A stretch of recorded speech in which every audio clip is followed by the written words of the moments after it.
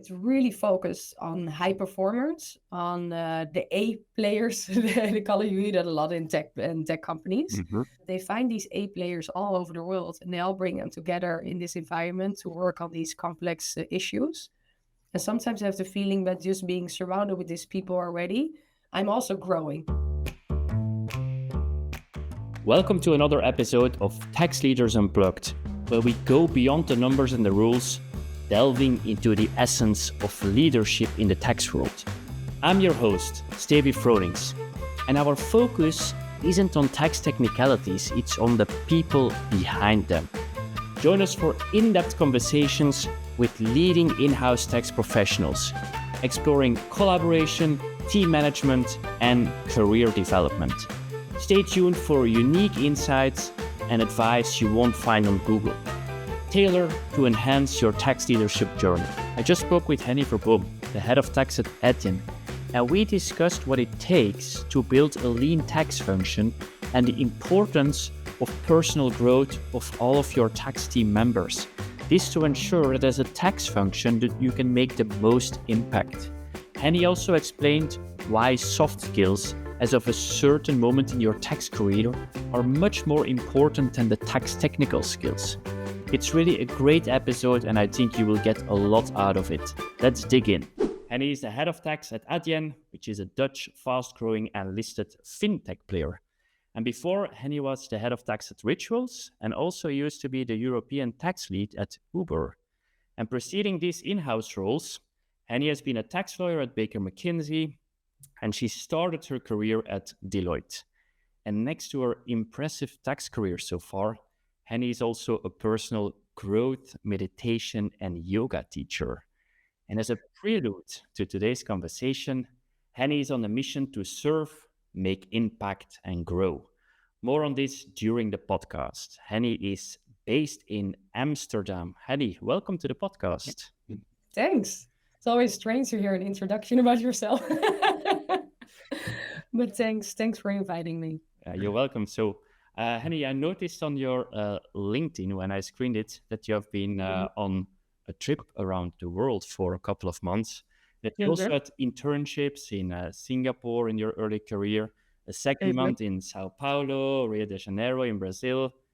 How has this shaped you as a person, all that international activity, all that travel? How has that shaped you as a person? Yeah, beautiful question. Because I think when you're young, you also just want to explore the world, want to go on an adventure. But if you ask me the question now, and when I look back, I think what it brought me is that I have less assumptions on people and less judgments. I think by nature, I think we're also programmed to very easily, if we meet someone, judge them. I think probably it's coming from like a survival thing that we want to feel safe, our brain feels safe. So they try to put people directly in a certain box.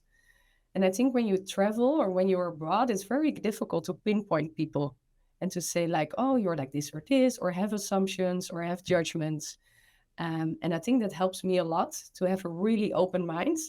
Also with people, of course, how I'm leading the team, but also when problems occur or issues, you're like, okay, it's very easy to close part of your mind and have a judgment or a certain assumption.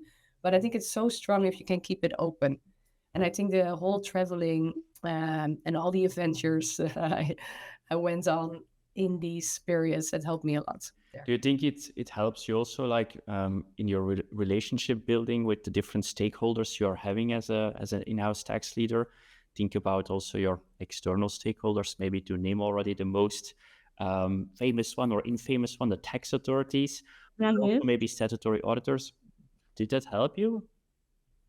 I think so. Although and that's I think the human thing. I think it's so deep in all of us to judge. And what I said, I think that's coming really from a survival instinct from our brain.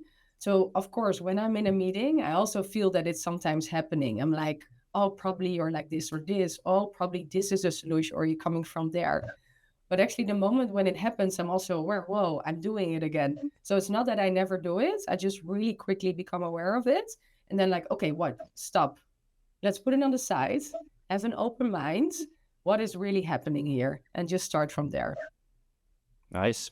Yeah, I think it's a very powerful technique that we all can apply to make sure that that we keep that open mind, that we stay unbiased, and that we enter conversations, relationships in a neutral manner. Interesting. So as I mentioned in the prelude already, you are on a mission to serve, to make impact, and to grow. I find it very fascinating. Can you explain a bit more, like what is Yeah. behind it? Yeah, and it's probably also a bit abstract, right? If you hear it. Um, yeah, I don't know if everybody feels that way, but I really feel that I'm on this earth with a mission. And then the question is, of course, what is the mission? And I think my whole life I've been looking a bit for it. So what is the reason for me or being on this earth?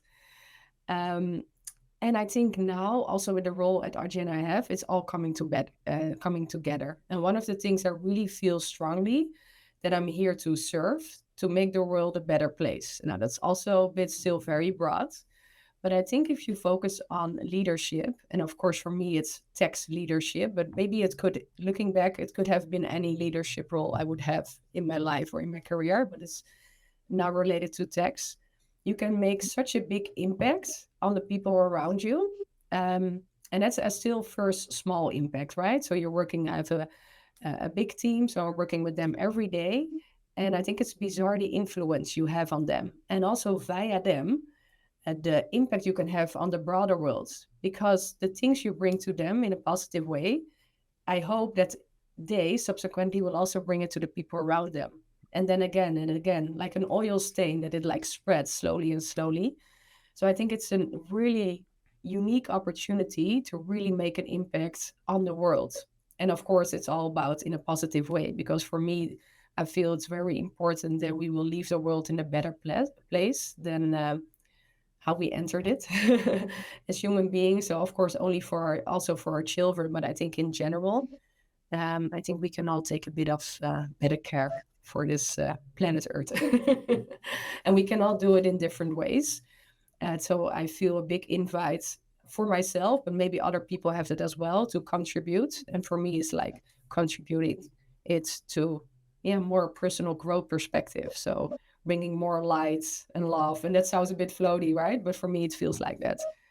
Right. Yeah. So it's not necessarily around only the tax domain and making sure that maybe the companies you have worked for or the people that are working with you in the team, that they understand the value of tax in society and contribute. But it's also like more conditioning the people around you in a way that they also, like, I like that metaphor that you use for the oil spill, like that you condition the people around you so that they also have like a multiplier effect on spreading more positive impact to their dearest and closest friends and whatnot. Serve, making impact and grow. Because I also feel as a leader, it's no longer about me. It's really about the people around me, around us as leaders. And I think as a leader, it's also good to realize that. So the moment you become a leader, it's no longer about you. It's really about the people around you and the team. So maybe if you see like you're sitting in the car, maybe before you were always driving, and now you're more in the back seat, looking like, okay, the team is driving. I'm just observing. What can I do to help them grow? And that's the role I really feel now. So I'm really here to serve my team. And I want to make impact, a positive impact, so through my team, but also, of course, personally as a leader. And I think about the growth part, I'm investing a lot of my time in growing myself, because I believe the more I grow as a person, the more the people around me grow as well. So, of course, my team, also my family, friends. But if we tie it back to Adyen, where I'm working, if I grow and make enormous growth leaps, I feel that the team will do, but also the company will do. And I think you see that a lot in startups, right? So the moment you no longer grow as a company, but also the people in it do no longer grow, then the competition will do. So they're faster. So I think it's all about growth in general. And I think it's also really important to realize that as a person, to keep on investing in that. So that's a bit maybe the tree. And of course, this is a bit more related to the growth, more from a personal development perspective, I would say. But of course, growth, serving, and the impact, you can also tie it back to the whole tax angle, of course. So, so it's broader. And then what I see with tax nowadays, Um, yeah, we do a lot of things also related to, or I did it more in the past, to be honest, because it also depends on the type of company. But how do you see tax relate to sustainability? Or if you look at tax, if you look at the beginning of my career, it was way more focused on how to save tax costs for certain companies or certain individuals. And I think the whole tax domain evolved over time.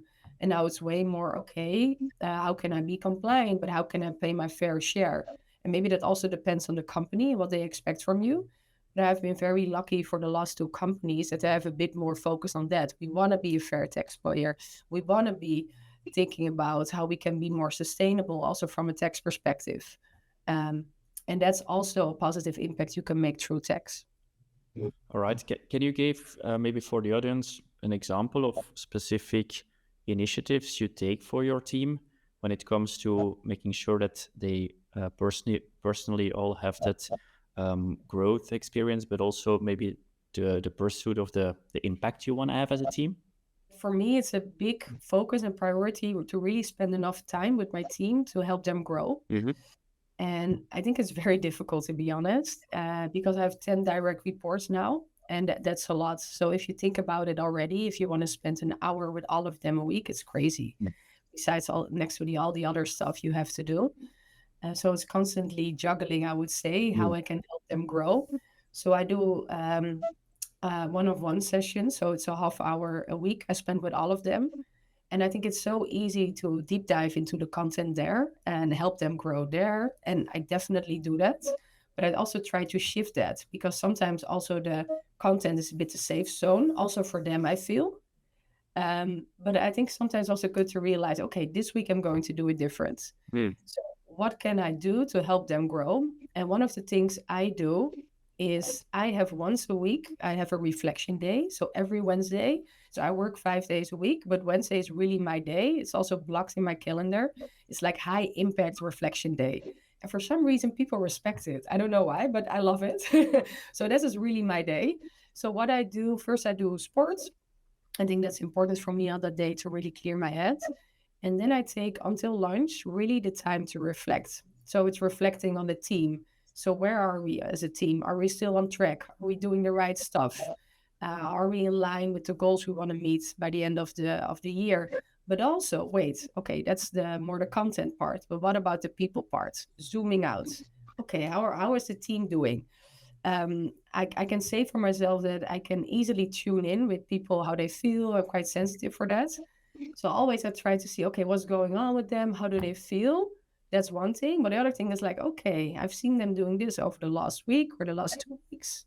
What if they do this a bit more or this? Oh, they can even make more impacts if they do this more. Um, yeah, so I think really prioritizing time or blocking it in your agenda to really see how you can help your team. And that's then about serving, right? Because it's so easy to do other stuff what benefits you directly. No, it's really blocking the time. You're here to serve as a leader. How can you really focus your time and energy on helping them grow and into their full and highest potential? And I think we have such an important task there. And I feel it should be taken really, really seriously. And I take that also really, really seriously, a bit too seriously sometimes. Um, but that's okay because that is all part of my mission. So I feel what I said. That's the reason why I'm here. So that's why I'm also giving a lot there.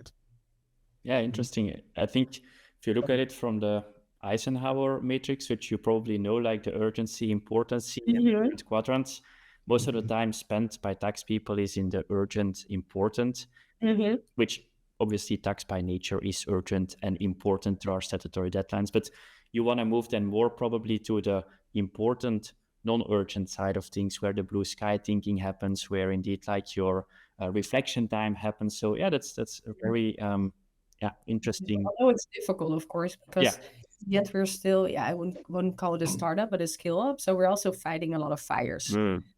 But then I think it's for me as a leader to also make sure that even though the team is fighting the fires, and of course here and there, depending on what's going on, I'm helping them. But still, I think that you can fight fires for 2 weeks, but then still we should take a moment to pause, to reflect. Also reflect on the learnings, right? Because even if you're fighting fires, there are a lot of learnings. So how can we avoid the same fire again in future? So reflecting is, I think, also about that, reflecting on the process, on what happens, how can we improve, how can we do better. I don't know if that's also related to really this scale up startup environment, but we're constantly doing it, constantly trying to improve. So yeah, it's really ingrained in me to constantly grow, try to improve, reflect. But I also see it in the business, and I also try to bring that to the business. Yeah. So also from tax, okay, we made a mistake. Could happen. Like, what is the learning? How can we do better? And I think the whole team has that mindset constantly about yeah, how they can do better. And I think it's amazing to work with them. And hopefully I set an example there. So if you look at your career, very interesting. So started in technology, then went to cosmetics, then back to technology. Tell us a bit, like on based on that experience, what would you say are the differences between the different industries, the pros and the cons, maybe, or things that you like more or less? So after being a tax advisor for almost 10 years, if I reflect at it at the time, I had a big longing for more authenticity. So being able to be more authentic, because especially in a law firm, I think I had the feeling that the things that were expected for me at some point, like, I don't know, it was just a code that was a bit too tight for me. And at the time, it was all very cool. Like you saw Google and Apple and Uber also at the time, people in their own clothes, not in a suit or at the time they were drinking beers. It's not that I wanted to drink beer the other day, but just this whole feeling of freedom. It was, yeah, I don't know, it triggered something in me. So I thought, oh, maybe I want to be in this tech environment. So that's how it started. So I think more from a longing to being more myself. At the time, I just went abroad again. I had a strong feeling that I needed to be in Amsterdam, needed to stay here. So Google was, of course, in Ireland, Apple in London, and then Uber was here. So I applied at Uber. I got hired. And yeah, I think it was insane that the company, there was a bit more in the beginning, what happened over there. It went so fast. It was very fast paced, but all the things you could also do, the freedom you have, the growth opportunities was insane. So I stayed there for 2 years, and it also felt like 4 years because everything what happens. Um, but I think also for me, I had the feeling that Uber and also part of the work I was doing, we were always a bit in a fight with tax authorities and regulators. And for me, at some point, it was also intense because it was the most important part of my job almost to always be in a conflict. Sure.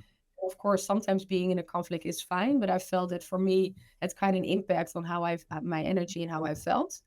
And at the time, I already had a big interest in yoga and personal development. I did a lot of trainings around that time. So also at the end of Uber, I thought like, is this maybe the corporate world? Is there always conflict in the corporate world? Are there always problems? Is there ever any positivity or is it all negative? So I started to doubt my whole corporate career, to be honest. And then I thought, I'm going to be a yoga teacher. For me, that felt like only rainbows, only unicorns. And of course, I definitely did find that there. But I also had quite a nice apartment here in Amsterdam that I was not able to afford anymore with the yoga thing I did. So at some point I thought like, okay, what's next? Because I also felt with yoga, you're more part of the right side of your brain. Yeah. But it's also very nice to use the left side of your brain. So how can you use them both together and find that balance? And then I started looking for a job, and then Rituals Cosmetics came by, and I saw that, and I'm like, wow, this is it. This is the combination of tax, of yoga, mindfulness, well-being. I felt I was just born for that job. So they didn't have any tax function yet in-house. So I would be then the first tax person. So having confidence in the growth of the company, I thought it's a really nice opportunity for me to start there. The company grows, I grow with it. Gives me a lot of opportunities to really build out the tax function. And I've seen my previous manager doing that with Uber. So also like, okay, you also started that as a tax manager and you built your whole team over time. And I thought like, oh, maybe I can do that with Rituals. So I got inspired there.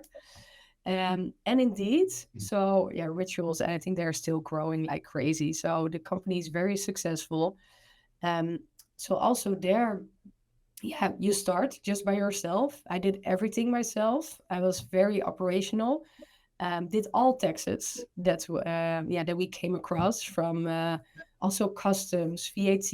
I think for my background, I had a more corporate income tax TP basis, direct tax. But there, like everything came on my plate. So it was very challenging, but also very nice. So I became more of an all-round tax lawyer. And I had a very nice opportunity to think about, okay, I'm now here, it's just me, but we have to scale, we have to grow. But how do you do that then? Mm. Um, and maybe we can zoom in on that a bit later because otherwise I'm going already there. Yeah. So maybe conclusion about rituals and really nice opportunity to grow the tax function and to also slowly transition from a very operational tax manager, like step by step more into a leadership role. Mm. But still, at the end of rituals, I still did a lot of things myself. And so, of course, slowly you become more of a leader. But also, there, like more than half of my time, I was still doing everything, which I actually also really loved because at some point you also become good at it. The same questions come up, you have smarter solutions. So I actually thought that I would never leave rituals. As said, I always had the feeling I was born for this job. Everything came together there. Rituals also gave me a lot of opportunities to do yogas, mindfulness sessions, well-being sessions with our partners, with customers. So I was really happy. And then I was pregnant of my second child. And it was actually not so long ago, so a bit 1.5 years ago. And then within 1 week, I got like a headhunter in my LinkedIn. Yeah, this is job. And I'm like, okay, I have such a big belly. This is definitely not the moment. But then I have a very good friend working at Adyen, and she also gave me a call. Yeah, there's this opening. The head of tax is leaving. I think it's something for you. But it was in the same week, and I'm like, okay, if two things like that happen in the same week, I feel that there is something going on. So I thought, like, why not having a chat? Probably they will reject me because I'm pregnant. It's funny, yeah, all these assumptions you maybe have as a female, or but they're definitely not that type of company. So they would love to speak to me.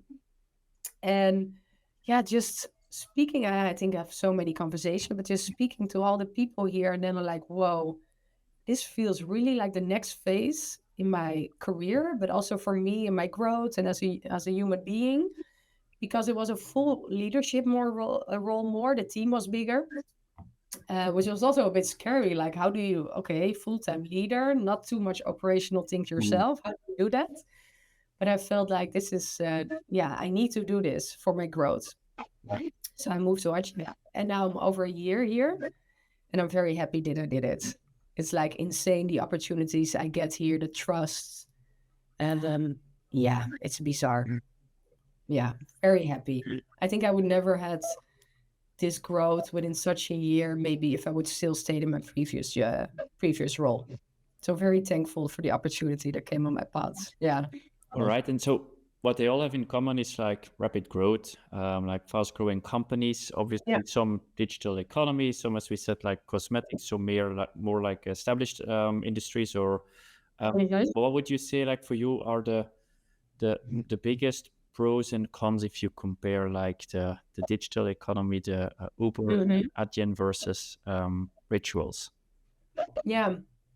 So both at Uber and Adyen, because sometimes I see a lot of like similar things between Uber and Adyen, but it's very, very fast paced. Mm. So I have days that things go so fast that I'm like, okay, my brain, like, am I getting too old for this? When is the moment when you can't be in an environment like this anymore? Things go so fast.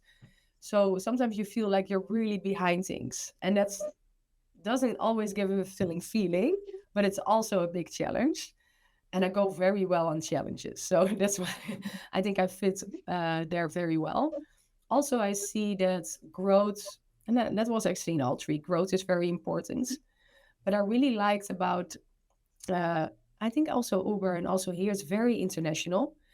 So it's really focused on high performers, on the A players. They call you that a lot in tech companies. Mhm. They find these A players all over the world, and they all bring them together in this environment to work on these complex issues. And sometimes I have the feeling that just being surrounded with these people already, I'm also growing as a Meaning. human being or as a person, which I really enjoy. And I think with Rituals, if I look back, was more like a Dutch company. They were doing very well, and it was not that high pace. And that's of course also related to the brand, I would say. And Rituals was very clear in terms of what the business model was.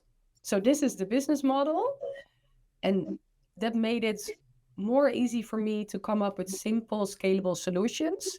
Because at Uber, and especially here at Adyen, it's so quickly changing, so rapidly. I'm constantly like, okay, wait. So we had this, we thought simple, scalable solution, but now we have to totally mix it up again and come up with a different solution. So it's constantly innovating. So it makes it more challenging. So I found Uber and Adyen more challenging because of the complexity. Yeah, maybe in a nutshell, huh? Because Yeah. they're so. But I think, yeah, All right. I've seen you already a couple times on stage, or I read your LinkedIn posts, and I hear you often talk about a lean tax function yeah, and how you aspire having a lean tax function. What do you mean with that? What is a lean tax function in your eyes? And can you explain to the audience a bit more how you work towards? yeah. So how do you keep things simple? Mm-hmm. How do you come up with a structure that's scalable?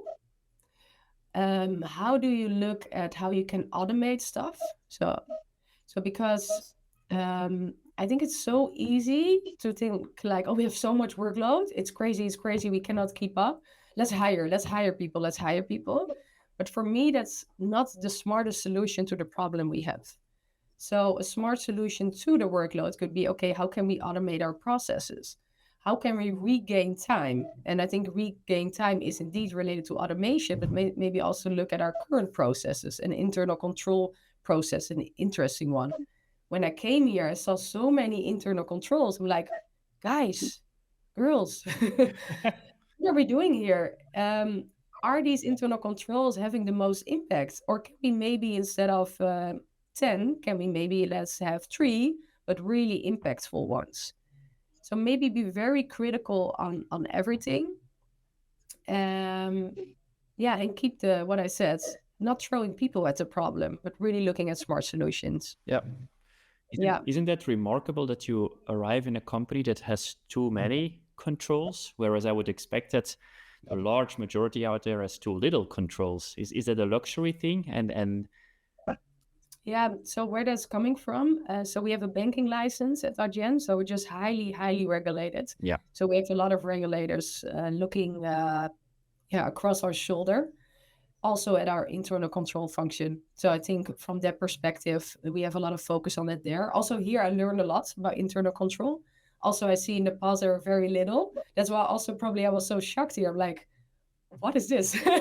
This is insane. We're spending way too much time there. And then, of course, with my mindset, we should regain time because I also want to make sure um, I have a lot of very smart people in the team. And I just want to make sure that they use their very smart brain to solve complex problems and not to do this repetitive type of work that is, of course, adding value, but not maybe the most value. So if we then talk about impacts, you want to also be smart with how people spend their time.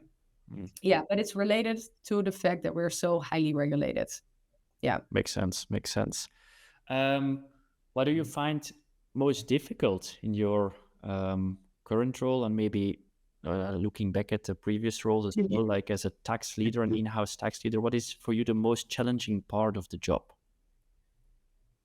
Yeah, in all my roles, and I've heard this in another podcast you have with someone, it's about tax getting that seat on the table. Mm-hmm. Um, I feel that I always have to fight a bit for it. And it's not about like being taken serious.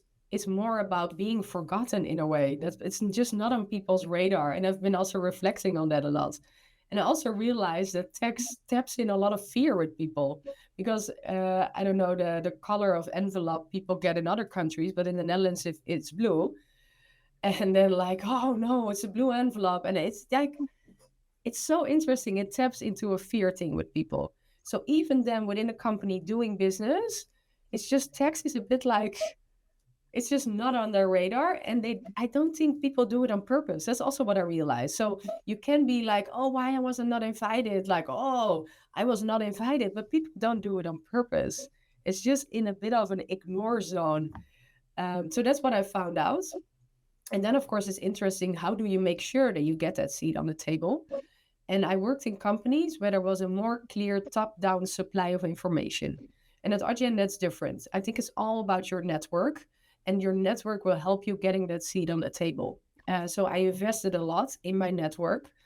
Um, yeah, and I have the feeling it's going well. And also here and there, I try to include some smart solutions or processes that it's so clear that we should be there that they cannot forget us.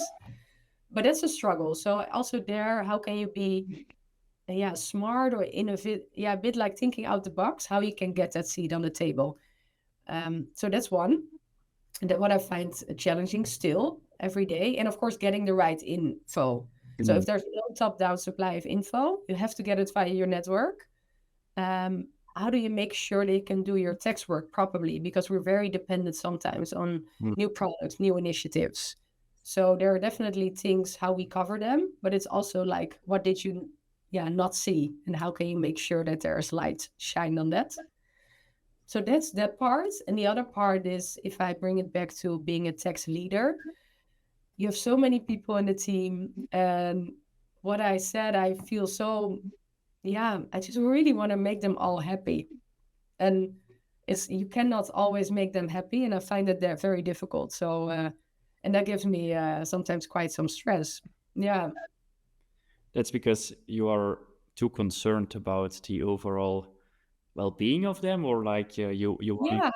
how they feel. I just want to make sure that they're here, they're coming every day, they're excited, they think it's the best place in the world to work, that they have the opportunities to grow. So all these things, I and the rest of the team and Arjen is trying to facilitate. But I also felt that you can't do everything right, although you have your best intentions, and because people always, yeah, have different needs, maybe. Yeah. But of course, playing with that every day and yeah, just trying to really make them still happy. But that's what I found out and learned. And probably there's also a way that as a leader, you need to, yeah, just accept it maybe that you can't do that. But I find that difficult. I can't let it go. I just want to fix it and make sure that they're all happy. Yeah. So I think, yeah, hearing to what you're saying, I think that focus on personal growth is something which sets you clearly apart as a tax leader, or makes you quite unique. Um, I think so. If you look at your time at rituals, I think at that moment in time, you have been mostly been, let's say, discovering the importance of personal growth. You also Mm-hmm. said that you have been a yoga and a meditation coach. Mm-hmm. Let's dive a bit deeper, maybe on that aspect, to see whether we can unlock value there also for the audience. How did Mm-hmm. this come on your path? Yeah. Ooh. Of course, long story, but I'll try to keep it short. So when I was still working as a lawyer, I had a lot of complaints. At some point, I didn't dare to go to the supermarket anymore. I had a lot of anxiety attacks, even at the office. I had a very nice room for myself, but people came in, like something unexpected happened. I had directly this panic attack, and at some point, like, oh my god, what is this? Right? It just happens, and you don't know how to handle it. And at some point, I went to the doctor, and he was so relaxed. He said, oh, "Here, you have some pills." Well, So there was an antidepressive things. I'm like, okay, okay, yes, I'm going for that. And just to be honest and transparent, so my mom has been using these pills for years. So also when I was very young, so I thought like, oh, there I go, my mom's path, right? So this is then the only path I could walk. So I took them one day, but it felt so strange. So I took them. I was just waiting. What would happen? How would I feel? I had this resistance the whole day. Like, I don't want to be like my mom. This doesn't feel right for me. There should be other things or other ways available to fix this. So actually, the day after, I threw away the pills and I thought I'm going to do this differently. And then probably that's, I think, not the easiest way, but I just started Googling. And then I found this one man doing traumatic healing stuff. I don't know, all very floaty, of course. I think there are a whole spectrum of things you can do. But I went there, and I think then slowly I started to become more curious about the things you can do to help you heal, to help you grow. And every time I tried something else. And I think where I am today, I'm still doing it. I did it for 10 years, very obsessive, to be honest. Spend most of my free time there. Now, for the past years, I have the feeling that it's a bit more slow, but I'm still spending quite some time on it. Yeah. And I feel that the more I invest in that as a person, the more I grow from the inside. I feel also the more I grow from the outside.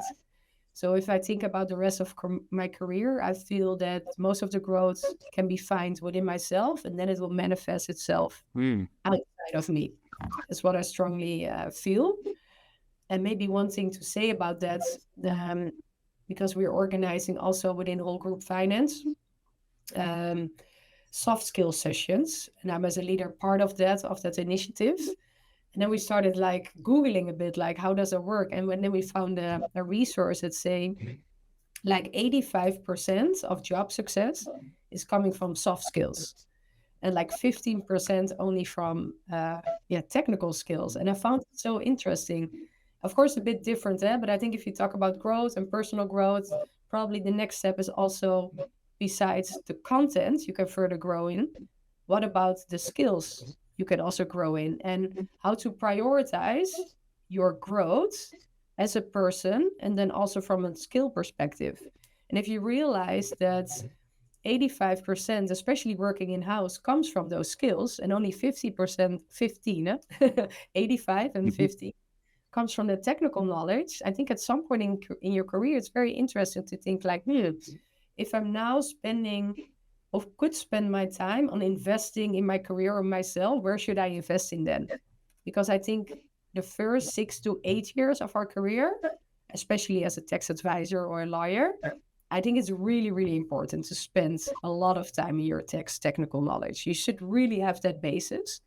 And I think the first, let's just say 8 years, you have a very steep growth curve on the tax content. But I think after 8 years, if you want to make sure you will grow as steep as you did in the first 8 years, it's no longer about the text content, because you know a lot already for the first 8 years. You have a very strong basis. So the steps you will make afterwards are tiny.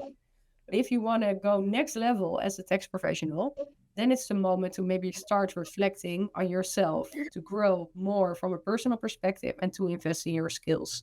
And then coming back to the fact that later on in your career, 85% of your success will come from the soft skills, and only then still the 15% of your tax technical knowledge.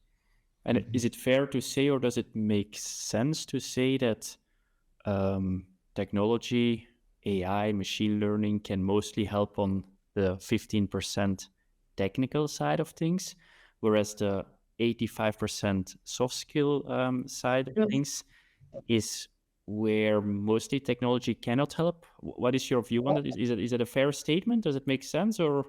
No, I think is a really fair point. So how will that further evolve?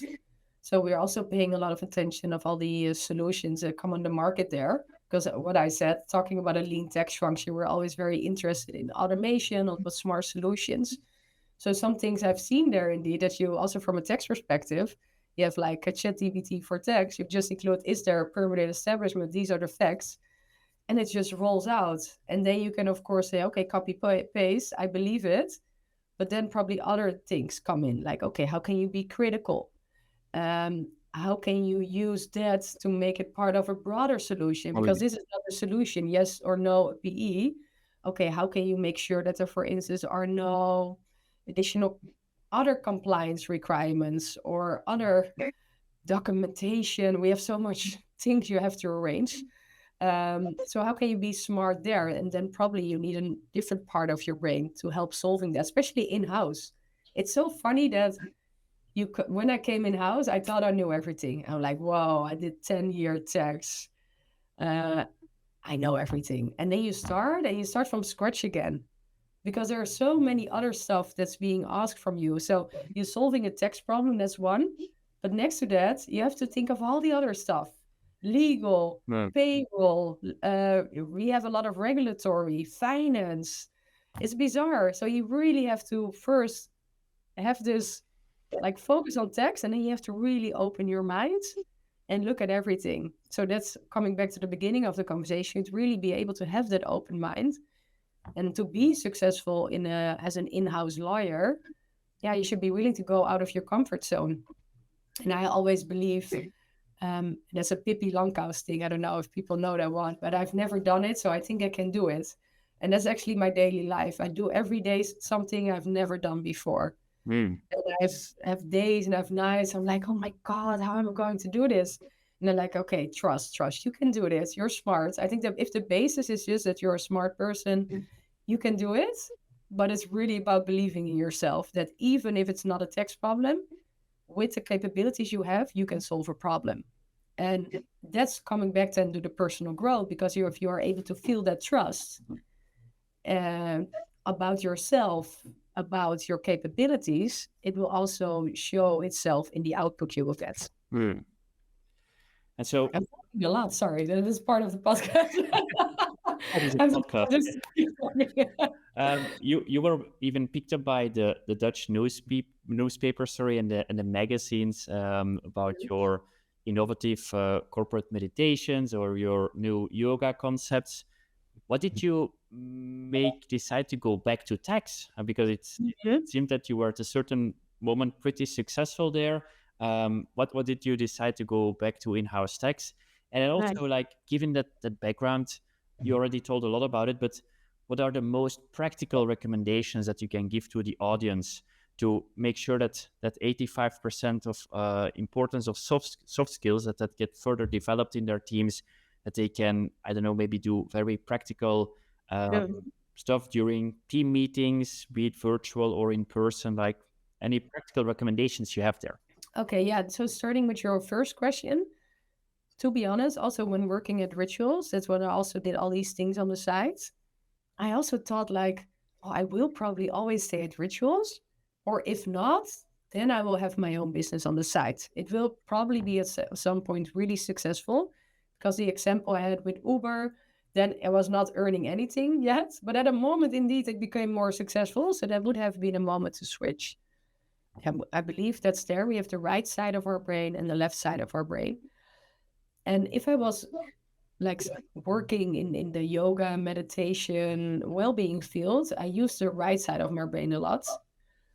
But then at some point I thought like all these years, like over 15 years of working in this corporate environments, all these skills I developed there, I'm not using them anymore. Really? So I also believe that there's a moment in your life where everything comes together. And for me, it felt like that already a bit at Rituals, to be honest. But the opportunity for Adyen, working in a more complex environment to further also develop those skills and to, yeah, just use all the things I learned over time. Yeah, so it feels for me, it felt so good because that would help me grow more. Because from the yoga perspective, there's of course a certain growth, but I felt like it was more slowly for me. And when I would just enter this crazy corporate environment again, I had the feeling that there was more opportunity for me to grow. But still, if at some day I wake up and I thought like, no, I don't want this anymore. I have the feeling, especially with all these yoga things, I can always go back. And maybe I will someday, but then it will probably be about leadership development. and and then of course your other questions about soft skills, right? How people can Yeah, the most practical recommendations you have, like based on what you apply in your own team or in your previous jobs, or just in general things which you would recommend. Like the more basic and low hanging they are, the better, I would say. yeah, I don't know if this is comfortable for everyone, but as a leader, I really want to lead from the heart. And then I also want to make sure that people feel comfortable sharing their emotions. Um, so it's about leading by example. So how, as a leader, can you move from your head more from your to your heart? Mm-hmm. Open your heart, and also in team meetings, make sure that you also lead the meeting from your heart. And it sounds a bit floaty again, but it's a shift in energy, and it gives a really safe space for people to open up. And also in the one-on-ones I have, spend more time on asking how people feel, how they are doing, ask about their struggles. And I think when you hear them, you don't have to directly have an answer, but just like collect them. Maybe a moment later when you reflect, okay, they have these struggles, what can I do to help? So constantly thinking as a leader, observing, asking questions, but what can I do to help? And if you don't know the answer, maybe you can ask or discuss with them together, like what do you need? Can I offer you a coach? Can what if you do this and this training? There's so many online free trainings available nowadays. Um, yeah, so it's a mindset shift, I would say. Observing more, how can I help, and try to open your heart more and create more room for feelings. Especially, we have a whole new generation of people we are leading, especially me, if a lot of young people, I don't know if it's a Gen Z, I don't keep up Mhm. anymore with all the, but these people also have different needs. So that's why I think my leadership style fits very well. I'm not that young anymore. I'm turning 40 this year, but I feel very young on the inside. And I think I have a very good connection also with that generation because they want to have more room for feelings. They want to also, yeah, be critical about how we do things. They don't only want to do things from the heart. They have more view for the world, for the environment, everything. So also make sure that you realize what kind of generation people you are leading and adapt to that as a leader. Yeah, and that makes a lot of sense because I think in general that younger generation of colleagues that we are having, they are indeed more purpose driven and then help them make impact and achieve personal growth. I think that that brings all things nicely together. So that is Yeah. really clear. And maybe can I Yeah, sure. once say, just to give a tip for people, and they can later on Google themselves. But for me, so I reflect a lot. So I always zoom out and I think about my team. So for me, it's very important that as a team, we're a high performing team. Right. Then the question is, how do you build a high performing team? And I always use the theory of Lencioni. It's a pyramid of Lencioni. So people can Google it. So it's a whole pyramid. And then in the end, of course, it's about results. So that's the high performing team. But it's also about how do you build, like block by block, that high performing team. And I think the basis of that is trust and connection. And they actually say that this whole theory is if the basis block is not correct, you can never have the highest result and output you would like to have. And there are, of course, some Good. blocks in between. But I always use the pyramid of Lencioni and always go back to it. And I always reflect, okay, where are we with the team? Oh, someone left. Someone new came. How are we doing on the trust connection perspective? Should we invest more there? Oh, do we challenge? Do we feel comfortable to have conflict, to challenge each other? And these are these Wow. steps. So maybe to give a tip to people, Google that pyramid of Lencioni, look into it a bit more and see how you can for yourself build that high performing team, but very consciously. Not just do something, but have a strategy. Because I always try to have a strategy, also with building a text function. Oh, maybe we didn't, we should still discuss that one, what? Or not? Yeah, I now realize. Yeah. All right. Final questions. Okay. Who are Yeah. your idols? Who are the people you are looking up to? Tony Robbins. Do you know him? No, explain, please. Oh, oh yeah, yeah. Yeah, what is he? Is there? He has a Netflix documentary. I'm not your guru, but I don't know if that's really fitting who he is. It was always my dream to go to one of his seminars. So he's his personal growth guru. And actually, I bought a ticket for my husband. He went in the end, and he's definitely not into this, but he loved it. He came back reborn. So I read a lot about him because I think everything he says and does is so grounded, which I really like. So it's nothing like, ooh. It's really down to earth Yeah. and spot on what he says. So I would definitely recommend people to have a look at, yeah, his his things, his sayings, his readings. Yeah. And any tax idols you have, like any tax people on the regulatory side or in-house or maybe from the past, people that really inspired you throughout your career or that have been a light to you? Not anymore. That's interesting because probably you have idols for a certain period of Sure, time and they sure. get a new idol. But I've would say now at this point, I always observing our CFO here. Yeah. Really impressed. So actually, he hired me here, and then within 2 weeks, he said, "Henny, I'm becoming the CFO." So he was then head of finance, so now he's the CFO. But he's 34, and I think that's really insane that you're Wow. 34 and you're CFO of a listed company.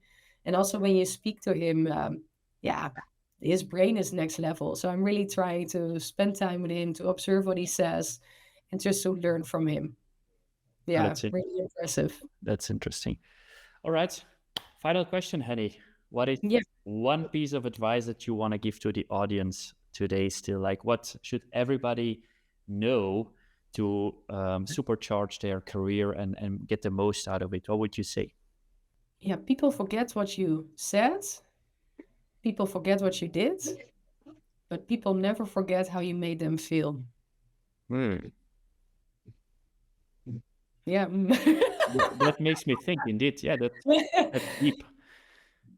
All right. Yeah, So, because also I think that also later on in life, yeah, if you also reflect on your own life, right, on your own career, the people you work with, maybe you only remember how they made you feel. That you don't remember anymore what they said or what they did. Um, and about making impact, especially from a leader's perspective, and even not as a leader, I think it's an important one. But that's for me. That's very personal. all right. I think it was Yeah. a very, very thoughtful conversation. Any closing comments you want to make? Yeah, I thought one more because Yeah. now I I thought, what can I say more? I have the feeling that I still want to say something about the text function, because also there I want to say to people, take also the time to reflect there. So of course I said that I reflect a lot about the team, but also I'm reflecting a lot about the text function because it's so easy to fight all these fires constantly. Really? But also really block the time every week to zoom out and to also look more from a holistic perspective, consultancy perspective. Okay, where am I now with my text function? Am I still doing the right thing? So I always look at it as a text pyramid as well. I love pyramids, so that's a Lencioni pyramid. This pyramid as well. Um, so we have the first building block is text compliant and being in control. Mm-hmm. The second one is a scalable and efficient setup, and the top one is about ETR optimization, text cost savings. I always call that my text pyramid, and that's how I've been building 2 times already, or building it out the text function. And of course, you're not only in one block; you're also a bit at this one, also a bit at this one. But I think it's good to realize if it would apply for other people as well. Okay, I have this pyramid. Where am I now? Where do I want to focus on? Where should I invest in more? And that's something I do every week as well. So I want to invite people again, take away, reflect, not only on yourself, on your team, but also on the text function as a whole, and just keep on iterating. Yeah. All right, fantastic. Henny, many thanks for today. I think it was very interesting, very thought-provoking, very unique as well. So thanks a lot for being a guest here on the podcast. And Thank all the you. listeners, thanks a lot and see you next time. Bye. Thanks.